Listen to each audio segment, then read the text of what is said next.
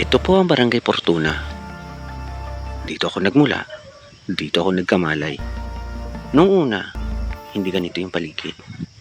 Walang floating cottage, wala lahat ng nakikita niyong mga sasakyan dyan.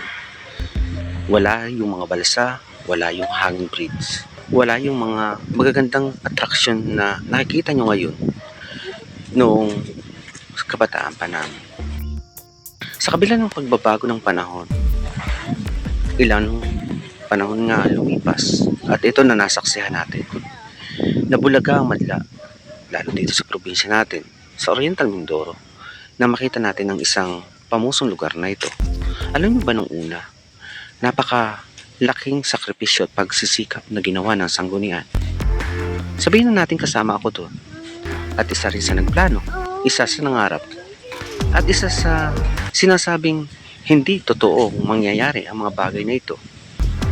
Pero, pagkalipas ng ilang panahon pa, ito na nga ang isa sa napakagandang atraksyon ngayon na dinadayo dito sa ating probinsya. Ang lalawigan nga po pala ng Oriental Mindoro ay maraming bayan. Karaniwan sa mga bayan, meron silang dagat. At ang bayan po ng Socorro ay isa rin sa natatanging bayan. Katulad dito sa barangay na ito, wala kaming dagat. Pero meron po kaming ilog at yan yung naglakas ng loob sa amin na sabi nga gawin itong isang magandang atraksyon at pasyalan ng ating mga kababayan, partikular dito sa barangay at sa bayan ng Socorro. Mula noon, unti-unti nang nakilala.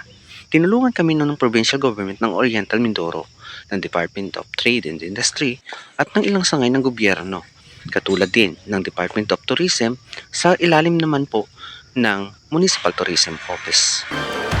Lumiyos pa ang ilang panahon, unti-unti nang pinaunlad at mas pinaganda. Nagkaroon ng kuryente sa lugar na ito, kaya naman sobrang naging successful lahat ng mga pangarap.